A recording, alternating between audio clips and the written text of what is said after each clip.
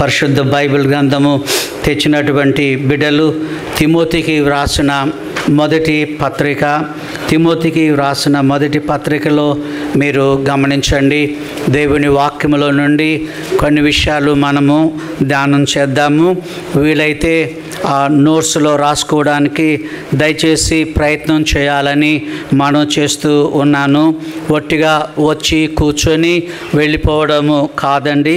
దేవుని మాటలు విని వాటిని రాసుకొని ఇంటికి వెళ్ళిన తర్వాత బెరియా సంఘము వాళ్ళ వలె మనం కూడా ధ్యానపూర్వకంగా ఉండాలని దేవుడు మిక్కిలిగా కోరుకుంటూ ఉన్నాడు. దేవునికి వందనాలు చెల్లిస్తున్నాం. అపోస్తలుడైన పౌలు తిమోతికి వ్రాసిన మొదటి పత్రిక 1వ అధ్యాయము 12వ వచనం అందరం కలిసి చదువుదామా? పూర్వము దూషకుడను హింసకుడను హానికరునైన నన్ను తన పరిచర్యకు నియమించి నమ్మకమైన వానిగా ఎంచినందున నన్ను బలపరిచిన మన ప్రభు అయిన క్రీస్తు యేసుకు కృతజ్ఞుడనై ఉన్నాను. దేవునికి వందనాలు చెల్లిస్తున్నాము. ఇక్కడ వాక్యములో పూర్వము అనే మాట మనం చూస్తున్నాం. మన క్రైస్తవ జీవితంలో పూర్వము ప్రస్తుతం అని 2 విభాగాలు తప్పనిసరిగా ఉండాలి. మనందరూ ఇక్కడున్న వాళ్ళందరం కూడా, వాళ్ళు పెద్దవాళ్ళే కానీ, వాళ్ళు వృద్ధులే కానీ, వాళ్ళు యవ్వన బిడ్డలే కానీ, ఎవరైనా సరే పూర్వము ప్రస్తుతం అది ఒకవేళ సంస్కృత మాట, అది పూర్వం ప్రస్తుతం. తెలుగు మాట మనం చెప్పుకోవాలంటే అప్పుడు ఇప్పుడు. పౌలు గారు ఏమంటున్నారంటే పూర్వము 1 నేను దూషకుడను, 2వది హింసకుడను, 3వది హానికరుడను అని చెప్తున్నాడు. 1 కొరింథీ 1:12 తన పరిచర్య కొరకని ప్రియ ప్రభు నన్ను నియమించాడు అని చెప్తున్నాడు. అంటే పూర్వం ఏంటో ఆయన చెప్తున్నాడు, ప్రస్తుతం ఏంటో ఆయన చెప్తూ ఉన్నాడు. మనం క్రైస్తవులని మీరు పలకరించండి. మా నాన్నగారు పాస్టర్ గారు అని చెప్తారు కొంతమంది, మా తాతయ్య గారు బిషప్ అని చెప్తారు కొంతమంది, మా అమ్మ పాస్టమ్ అని చెప్తారు, మా అమ్మ PhD చేసిందని చెప్తారు, మా అమ్మ థియాలజీ చేసిందని చెప్తారు. కానీ వాళ్ళ పిల్లల జీవితంలో పూర్వము ప్రస్తుతం అని 2 విభాగాలు ఉండవు. ఇక్కడున్న డీకన్స్ అయినా సరే, ఇక్కడున్న మహిళలైనా సరే, ఇక్కడున్న స్త్రీలైనా సరే, పురుషులైనా సరే, ఒక మాట నేను మీకు మనవి చేస్తున్నాను ఏంటంటే పూర్వము మన జీవితంలో ఉంది, ప్రస్తుతం ఏంటనేది ఉండాలి. ఈ పూర్వానికి ప్రస్తుతానికి మధ్యలో సిలువ ఉండాలని మనం నేర్చుకుంటున్నాం. నా జీవితంలో నేను చెప్పాలంటే 1975కి పూర్వము అది నా జీవితంలో. 1975లో నేను రక్షింపబడ్డాను. గలతీ 6:7 ద్వారా దేవుడు నాతో మాట్లాడాడు. అది ఇప్పుడు ఈ రోజున ఉన్న అనుభవం కనుక నా జీవితంలో అప్పుడు ఇప్పుడు ఉంది. పూర్వము ప్రస్తుతం ఉంది, నాడు నేడు ఉంది. నాడు అపోస్తలుడైన పౌలు అంటున్నాడు నేను దూషకుడను, నాడు నేను హింసకుడను, నాడు నేను హానికరుడను, నాడు నేను మరి దుర్మార్గంగా నేను జీవించాను. కానీ యేసు ప్రభులు వారు దమస్కు మార్గంలో నన్ను దర్శించి నన్ను మార్చాడు. ఇప్పుడైతే దేవుని పరిచర్య కొరకు ప్రియ ప్రభులు వారు నన్ను వాడుకుంటున్నారు. చూడండి, గతము ప్రస్తుతం మనందరి జీవితంలో గతం అనేది ఉండాలి, ప్రస్తుతం అనేది ఉండాలి. నిన్న ఏంటి నీ జీవితం, ఈరోజు ఏంటి నీ జీవితం. అప్పుడప్పుడు నేను ఈ బైబిల్ స్టడీకి వచ్చినప్పుడు చాలామందితో మాట్లాడుతూ ఉంటాను. ఏమైనా మాట్లాడుతుంటాను అని అంటే మీరు మీ జీవితంలో పూర్వము ఏమై ఉన్నారు, ఇప్పుడు ఏమై ఉన్నారు. యేసుప్రభుల వారు మీతో మాట్లాడారా? యేసుప్రభుల వారిని మీ హృదయంలో మీరు చేర్చుకున్నారా? యేసుప్రభుల వారిని సొంత రక్షకునిగా మీరు స్వీకరించారా? నేను బైబిల్లో నుండి ఒక 5 మాటలు మీకు చెప్పాలని ఆశపడుతున్నాను. ఎఫెసీ పత్రికలోనే మనం ఉందాం. ఎఫెసీ పత్రికలో 5 విషయాలు అపోస్తలుడైన పౌలు చెప్పాడు.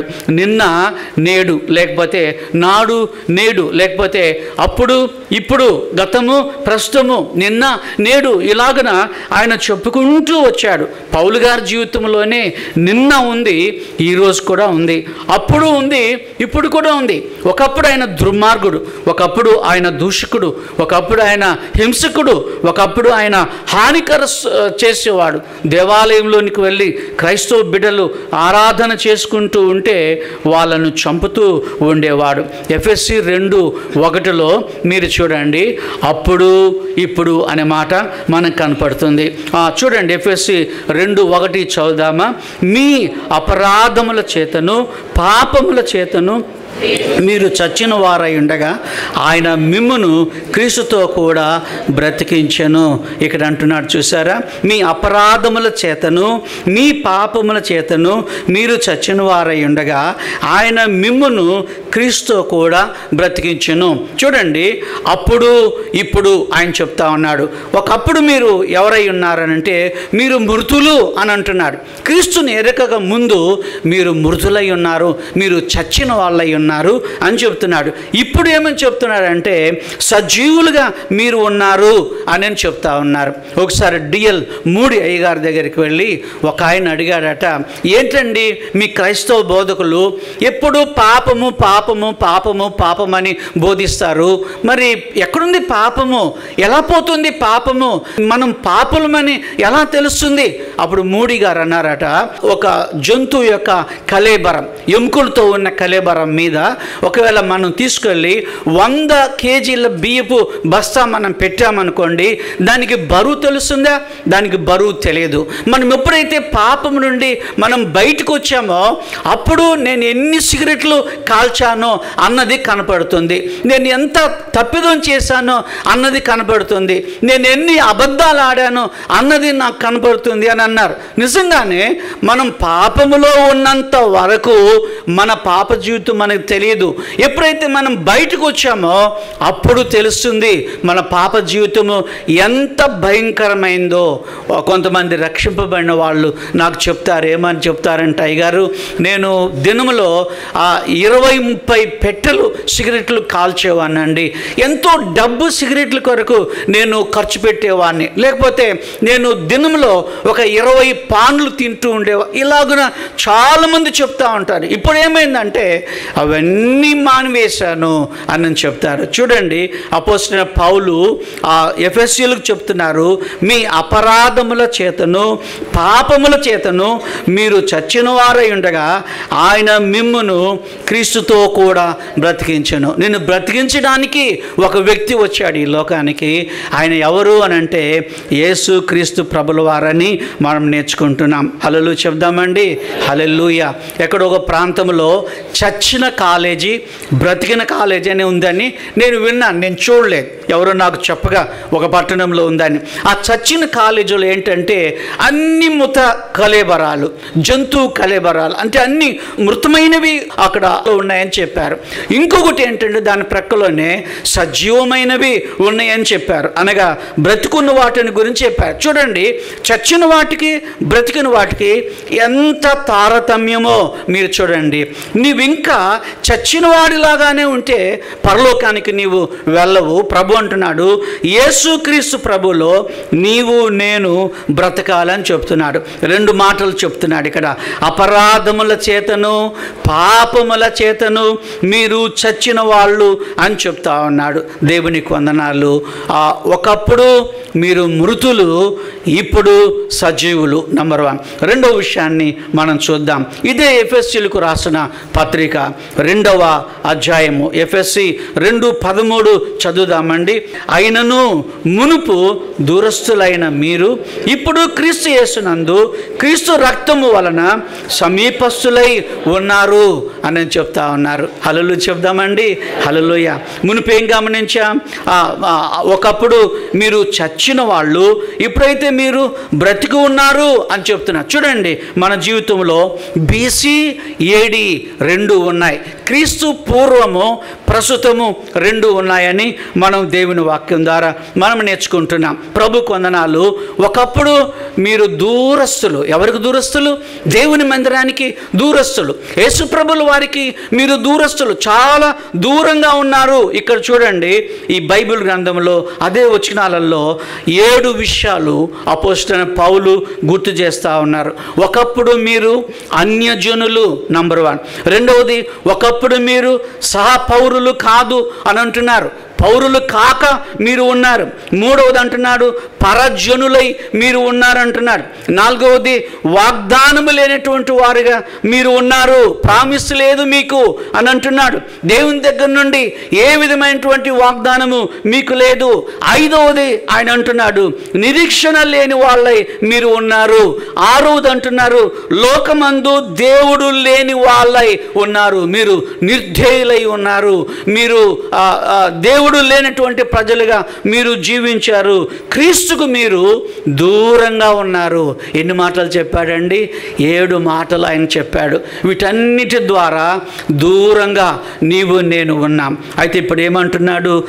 యేసుక్రీస్తు రక్తము ద్వారా, గమనించాడు, ఇంతకుముందేమో యేసు ద్వారా మనం బ్రతికాము అని ఎఫెసీ 2:1 మనం విన్నాం. ఇప్పుడు ఏమంటున్నాడు?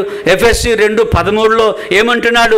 క్రీస్తు రక్తము వలన మనము ఇప్పుడు సమీపస్థులమై ఉన్నాము, దేవునికి దగ్గరై ఉన్నామని చెప్తున్నాడు. యేసు ప్రభు ఎక్కడున్నాడంటే మన ద్వారం దగ్గర ఆయన నిలబడి ఉన్నాడు. అనగా ఇలా చేయి చాపితే ఆయన మనకు కనపడతాడు, ఇలా డోర్ ఓపెన్ చేస్తే ఆయన మనకు కనపడతాడు. ఒకప్పుడు మనకి ఆయన దూరమై ఉన్నాడు, ఇప్పుడైతే ఆయన మనకు దగ్గరై ఉన్నాడని బైబిల్లో ఎంత సమీపంగా ఉన్నాడో చెప్పడానికి వీల్లేదు. ఒకానొక దినం వస్తుంది ఆయన మనకి దూరమైపోతారని బైబిల్ చెప్తా ఉంది. ఒకానొక దినం వస్తుంది మన ప్రార్థన వినపడదని చెప్తున్నాడు దేవుడు. ఒకానొక దినం వస్తుంది నువ్వు పశ్చాత్తాపడడానికి టైం ఉండదు అని అంటున్నాడు. ఒకానొక దినం వస్తుంది డాడీ నాన్ననని దేవుణ్ణి పిలిస్తే ఏమి కుమారుడా అనని నిన్ను నన్ను ఆయన పలకరించే దేవుడు కాదు అనని బైబిల్లో మనం చూస్తున్నాం. ప్రియమైన దేవుని బిడ్డలారా, 2 విషయాలు మనం గమనించాం. మొదటి విషయం, అప్పుడు మృతులు ఇప్పుడు సజీవులు.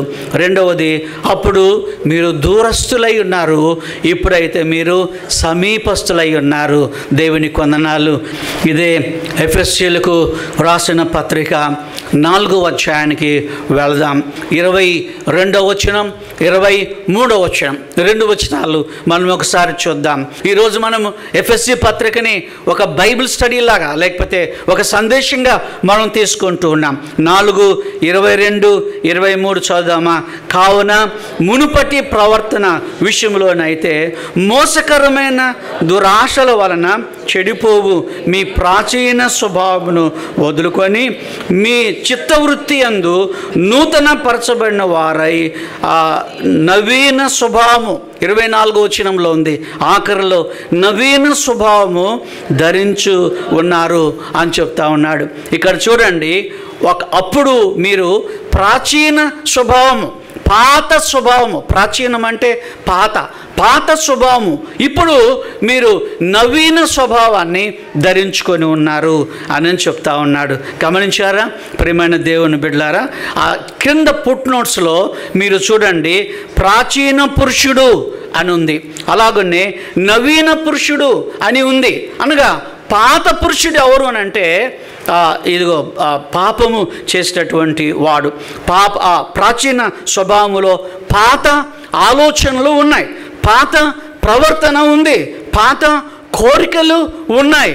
గమనించారా ప్రియమైన బిడ్డలారు? ఒక ఆయన, నాకు తెలిసిన ఆయన ఒక ఆయన ఉన్నాడు, పాపం మారుమనసు పొందాడు. ఒకప్పుడు నిజంగానే అందరినీ దారుణంగా కొడుతూ ఉండేవాడు. కానీ ఎప్పుడైతే రక్షింపబడ్డాడో, బైబిల్ పట్టుకున్నాడో, అప్పటి నుంచి చాలా సాధువుగా బతకడానికి ఆయన ఆరంభం చేశాడు. ఒక దినం ఎవరో అల్లరి చేస్తున్నారు, ఆయన ముందు అల్లరి చేస్తుంటే ఆయన అంటున్నాడు, నా పాత పురుషుడిని లేపొద్దు మీరు, నా పాత పురుషుడు పడుకొని ఉన్నాడు అంటున్నాడు. అవును, కొన్నిసార్లు మనం ఏం చేస్తామంటే పాత పురుషులను లేపుతూ ఉంటాం, వాళ్ళని రెచ్చగొడుతూ ఉంటాం. వాళ్ళు ఏం చేస్తారంటే మళ్ళీ ఆ ప్రాచీన స్వభావంలోనికి వెళతారు. నేను ఈ బాప్తిజం క్లాసులో ఒక ఇల్లస్ట్రేషన్ చెప్తా ఉంటాను, ఒక దృష్టాంతం. మన హృదయంలో 2 పావురాలు ఉన్నాయి. ఒకటి నల్ల పావురం, రెండవది తెల్ల పావురం. 2 పావురాలు ఉన్నాయి. అయితే బాప్తిజం సమయంలో వాళ్ళు మారుమనసు పొంది పాపములు ఒప్పుకొని సాక్ష్యం ఇచ్చి ఆ నీళ్లు అక్కడ మూల ఆ నీళ్ళ తొట్టి ఉంది మనకి. ఆ నీళ్ళ తొట్టిలోనికి వాళ్ళు వెళ్ళినప్పుడు ఈ పాప పురుషుణ్ణి, ఈ ప్రాచీన పురుషుణ్ణి, ఈ పాత పురుషుణ్ణి లేకపోతే ఆ పాత స్త్రీని జల సమాధి మనం చేసేస్తా ఉన్నాం. ఇప్పుడు మనం బయటకు వచ్చేస్తాం.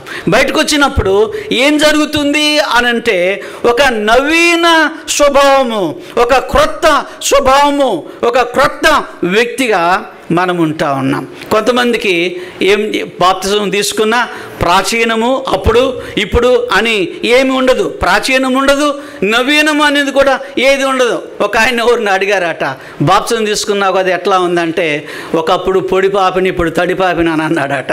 తడిసిపోయిన పాపిని ఒకప్పుడేమో పొడి పాపిని అన్నాడట. కొంతమంది ఇలాగే బాప్తిజం పొందినా కూడా ఏ విధమైనటువంటి చెడు అలవాట్లని వాళ్ళు మానుకోరు. ప్రభువా ఇదిగో నేను తీసివేస్తున్నాను అని. ఒక ఆయన ఒక పాస్టర్ గారి దగ్గరికి వచ్చి సిగరెట్ తాగొద్దని బైబిల్లో ఉందా అని అడిగాడు. ఆ పాస్టర్ గారు ఏం చేశారంటే, ఒక సిగరెట్ నాకు ఇయ్యి అని అన్నాడు. ఆయన ఆ సిగరెట్ పాస్టర్ గారి చేతికి ఇచ్చారు.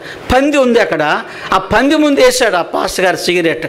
ఆ పంది ఏం చేసిందంటే కాళ్ళతో తొక్కి అటు నెట్టింది. చూడు, పందికి కూడా ఇష్టం లేనిది నువ్వేం చేస్తున్నావు, నువ్వు తాగుతా ఉన్నావు. మళ్ళీ ఆర్ఆర్కే మూర్తి గారి దగ్గరికి ఒక ఆయన వచ్చి సిగరెట్ తాగకూడదని బైబిల్లో ఉందా అని అడిగితే ఆయనకు చెప్పాడట. మూర్తయ్య గారు ఏమన్నాడంటే, ఒకవేళ సిగరెట్ తాగమని బైబిల్లో ఉంటే దేవుడు నీకు ఇక్కడ పొగగొట్టం పెట్టేవాడరా అని అన్నాడట. పొగ ఇప్పుడు ముక్కులో నుంచి కాదు పై నుండి పోతుంది అన్నారట. చూడండి, చాలా పర్యాయాలు క్రైస్తవ పిల్లలు స్మోక్ చేస్తూ ఉంటారు. మళ్ళీ బల్ల దగ్గరికి వస్తారు. అప్పుడప్పుడు ఈ దారిలో నేను వెళ్తూ ఉంటాను కదా, దమ్ము కొట్టే వాళ్ళు చాలామంది కనపడు. అయ్యో దేవుని మందిరంకి వస్తున్నారే, అయ్యో దేవుని మందిరంలోనికి వచ్చి బల్ల సమీపిస్తున్నారే అని అనిపిస్తుంది. ఎందుకు చెప్తున్నానంటే, ప్రాచీన పురుషుడు ఇంకా చావలేదు, నవీన పురుషుణ్ణి ఇంకా మనము స్వీకరించలేదు. మరి ఇక్కడ ఒకసారి మేమందరం కూడా ఈ ఏరియాలో వైఎంసీఏ, ఓల్డ్ సిటీ వైఎంసీఏ అని ఒకటి క్రొత్తగా ఏర్పాటు చేసుకున్నాం. నన్ను కూడా ఒక సభ్యుడిగా ఉండమని అన్నారు ఒక 20 సంవత్సరాల కిందట. మా చైర్మన్ ఎవరంటే క్రిస్టఫర్ అన్నయ్యనని, ఈ జైల్లో సూపరింటెండెంట్గా ఉన్నాడు. ఆ అన్నయ్య ఒకసారి ఆ జైలు లోపలికి నన్ను కూడా తీసుకెళ్లారు. పాస్టర్ గారు రండి అని అన్నారు. ఆయనతో వెళ్ళాం కాబట్టి పోలీసు వాళ్ళు నన్ను ఏం ఆపలేదు. ఆయన ఏదో లోపల ఫోన్లో మాట్లాడుతున్నాడు, పెద్ద అధికారులతో మాట్లాడుతుంటే, పాస్టర్ గారు బయట ఒక అతను ఉన్నాడు, ఆయనకి గాస్పుల్ చెప్పండి అని అన్నాడు. గాస్పుల్ చెప్పమంటే ఆయన కూర్చొని, ఆయన పొట్టు బాగానే ఉన్నాడు, దిట్టంగా ఉన్నాడు, పొట్టిగా ఉన్నాడు. నేను గాస్పుల్ అంతా చెప్పాక నీ పేరేంటయ్యా అని అంటే ఆయన నా పేరు కొత్తదాస్ అని అన్నాడు. ఏ దాస్ అండి? అమ్మ, కొత్తదాసు గురించి బాగానే ఉన్నాం హైదరాబాద్లో. ఒకప్పుడు మంచి రౌడీ, ఇప్పుడు జైల్లో ఉన్నాడు. ఆయన కొత్తదాస్ అని నాకు తెలియదు. చూడండి ఎందుకు చెప్తున్నానంటే, మన జీవితంలో కూడా ఒక కొత్త దాసు ఉండాలి, ఒక పాత దాసు ఉండాలి. గమనించారా? ఇంకా కొత్త దాసు నీ జీవితంలోనికి రాలేదు అని అంటే నీవు మారు మనసు పొందలేదని దాని అర్థం, నీవు రక్షణ పొందలేదని దాని అర్థం. ఇక్కడ అంటున్నాడు చూడండి, ప్రాచీన స్వభావము, పాత ఆలోచనలు, పాత ప్రవర్తన, పాత కోరికలు, పాత వాంఛలు, వీటన్నిటిని చంపేస్తేనే ఒక నవీన పురుషుడు నీ జీవితంలోనికి వస్తాడు అని మనం నేర్చుకుంటున్నాం. 3 విషయాలు చెప్పుకున్నాం. అప్పుడు మృతులు, ఇప్పుడు సజీవులు. రెండవది, అప్పుడు మీరు దూరస్తులు, ఇప్పుడు సమీపస్తులు.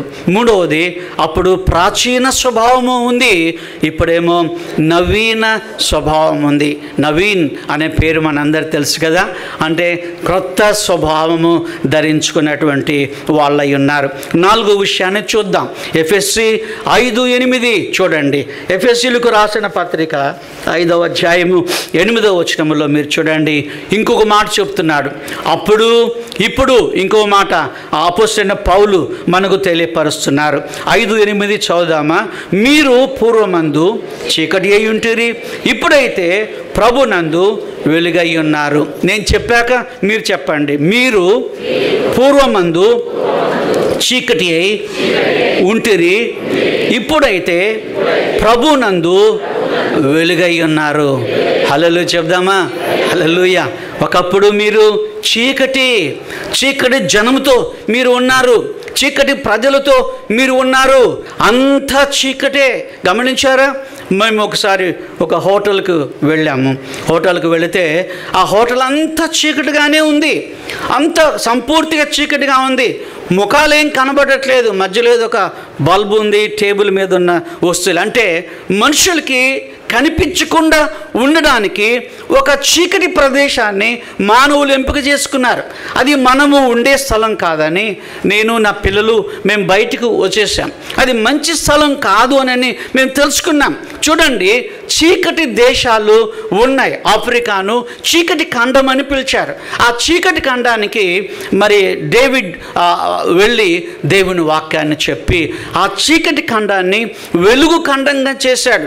ఎన్నో శ్రమలు ఆ డేవిడ్ అనుభవించాడు. మన బేతనియా ఆశీర్వాదాలలో ఆయన ఫోటో ఉంది, ఆయన పేరు కూడా ఉంది. డేవిడ్ లివింగ్స్టన్ గారు తన భార్యను పిల్లల్ని వదిలిపెట్టి అరణ్యాల్లోనికి వెళ్ళి ఆయన ఎన్ని శ్రమలు పడ్డాడో ఆ చీకటి ఖండాన్ని వెలుగు ఖండంగా చేశాడు. ఈ రోజున ఆఫ్రికాలో ఉన్నటువంటి దేవుని సేవకులు మహత్తరమైనటువంటి సేవ జరిగిస్తున్నారు. వారు స్తుతి ఆరాధన, వారు సువార్త ప్రకటించడం. నేను ఆమ్స్టర్డామ్కి వెళ్ళినప్పుడు ఒక 10 దినాలు నేను అక్కడ ఉన్నాను. ఆఫ్రికన్స్ చాలామంది వచ్చారు. ఈ ఆఫ్రికన్స్ ఏం చేసేవాళ్ళంటే ఆమ్స్టర్డామ్లో ఎవరు కనిపించినా వాళ్ళకి సువార్త ప్రకటిస్తూ ఉండడాన్ని నేను గమనించాను. ఎంత సంతోషమైందో చెప్పడానికి వీలు లేదు. దీనంతటికీ కారకుడు ఎవరు అనంటే మరి డేవిడ్ లివింగ్స్టన్ గారు వాళ్ళకి సువార్తను బోధించినట్టుగా బైబిల్లో మనం చూస్తున్నాం. డేవిడ్ లివింగ్స్టన్ గారు ఆ చీకటి ఖండంలో అరణ్యాల్లో ఆయన తిరుగుతున్నప్పుడు ఒక క్రూర జంతువు వచ్చి ఆయన ఈ భుజం మీద ఒక కండను పీకేసింది. అయినా కూడా ఆయన డాక్టర్ కనుక ఆయన వైద్యం చేసుకున్నాడు. ఈ చెయ్యంతా స్పర్శ లేకుండా అయింది.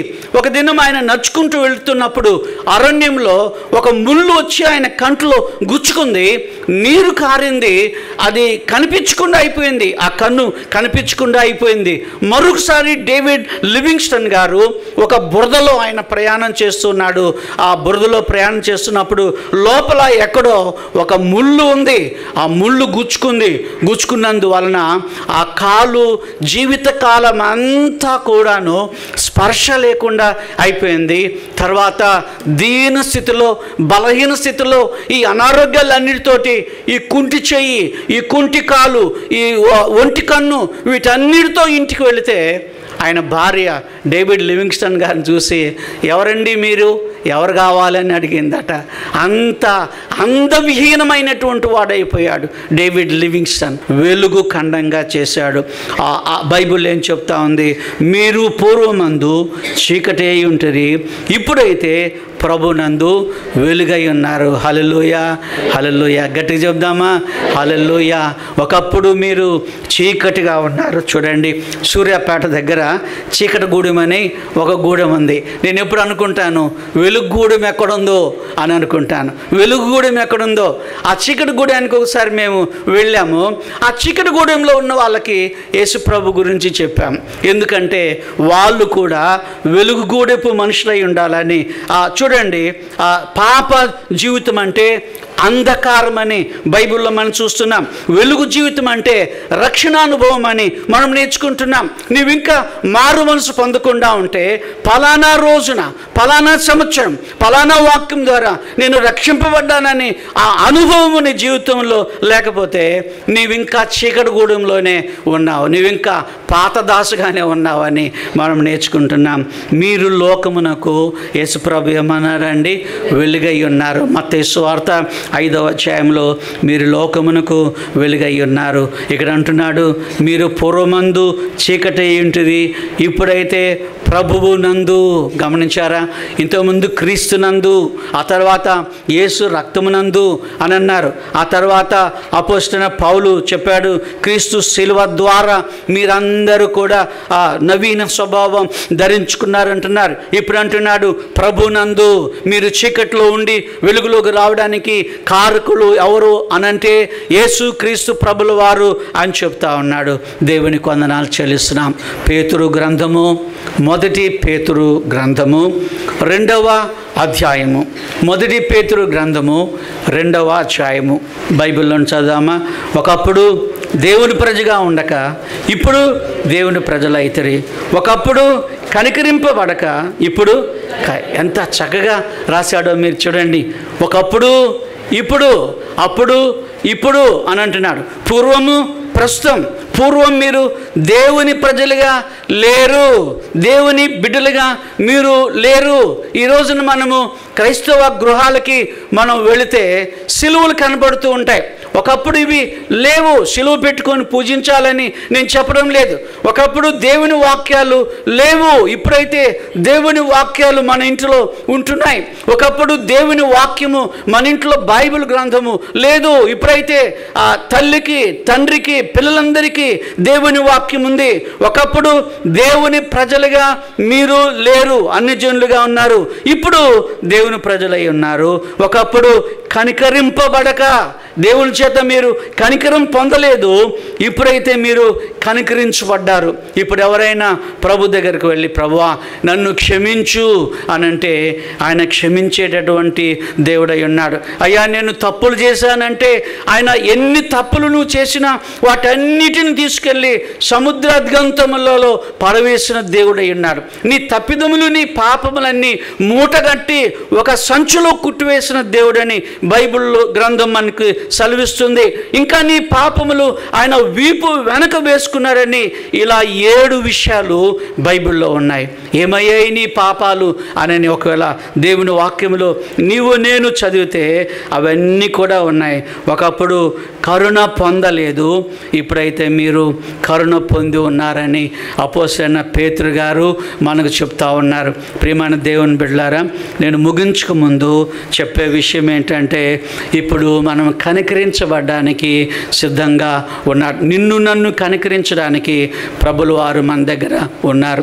కాబట్టి ప్రభువా నేను పాపం చేశాను, ఒకప్పుడు నేను తప్పిదస్తుని, ఒకప్పుడు నేను పొరపాట్లు చేశాను, ఒకప్పుడు నేను నీకు విరోధిగా ఉన్నాను, ఒకప్పుడు నేను ప్రభువా నాకు తెలియక అపొస్తలుడైన పౌలు లాగా నేను కూడా ప్రవర్తించాను, నన్ను మన్నించు, నన్ను క్షమించు అని ఒకవేళ మనం ప్రియ ప్రభుని అడగగలిగితే, ఒకప్పుడు నేను దూషకుడుని ప్రభువా, ఇప్పుడు నేను ఎవరిని దూషించలేదు, ఒకప్పుడు నేను హింసకుడుని ప్రభువా, నేనైతే ఇప్పుడు ఎవరిని హింసించడం లేదు, ఒకప్పుడు కనికరము లేనటువంటి వాడిగా నేను జీవించాను, ఇప్పుడైతే అలాంటి జీవితము నా జీవితంలో లేదు అని చెప్పడానికి దేవుడు మన ముందు సిద్ధంగా ఉండి నిన్ను నన్ను కాపాడడానికి ఆయన శిలువలో మరణించి సమాధిలోనికి వెళ్ళి తిరిగి 3వ నాడు లేచిన గొప్ప దేవుడై ఉన్నాడు.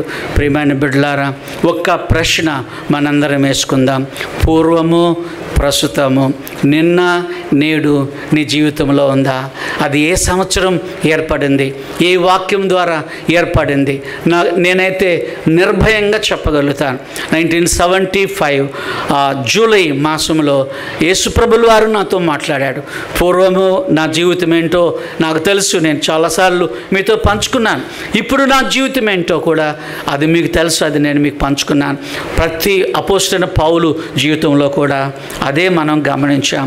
నీ జీవితంలో కూడా ఏముండాలండి? పూర్వం ఉండాలి, ప్రస్తుతం కూడా. మళ్ళీ చెప్దాం, ఏముండాలి? పూర్వం ఉండాలి, ప్రస్తుతం కూడా ఉండాలి, అప్పుడు ఉండాలి, ఇప్పుడు కూడా ఉండాలి. ప్రార్థన చేద్దాం, తలలు వంచండి, ప్రార్థన చేద్దాం. ప్రేమ కలిగిన మా పరలోకపు తండ్రి, మీ పాదములకు వందనాలు చెల్లిస్తున్నాం. ఈ క్రొత్త సంవత్సరంలో ఇంకా ఎవరి జీవితంలోనైనా అప్పుడు ఇప్పుడు లేకపోతే ప్రభువా అనుగ్రహించండి, పూర్వము ప్రస్తుతం లేకపోతే అనుగ్రహించండి ప్రభువా.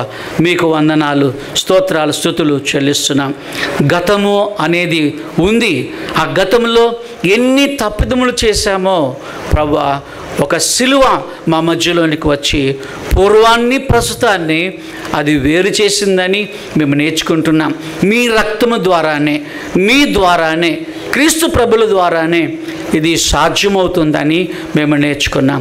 ఈ నూతన సంవత్సరంలో ఇంకా ఎవరైనా మారు మనసు పొందకుండా పూర్వము ప్రస్తుతము లేకుండా ఉంటే వారి జీవితంలో పూర్వము ప్రస్తుతాన్ని ఉంచుమని ప్రార్థన చేసి వేడుకుంటున్నాం. నీ వాక్యం ద్వారా నాతో మాట్లాడారు, మాతో కూడా మాట్లాడారు. మీకు వందనాలు చెల్లిస్తూ ఈ మొదటి పునరుత్థాన దినమును బట్టి మీకే స్తోత్రాలు, వందనాలు చెల్లిస్తూ యేసు నామం బట్టి అడుగుచున్నాం తండ్రి, ఆమెన్.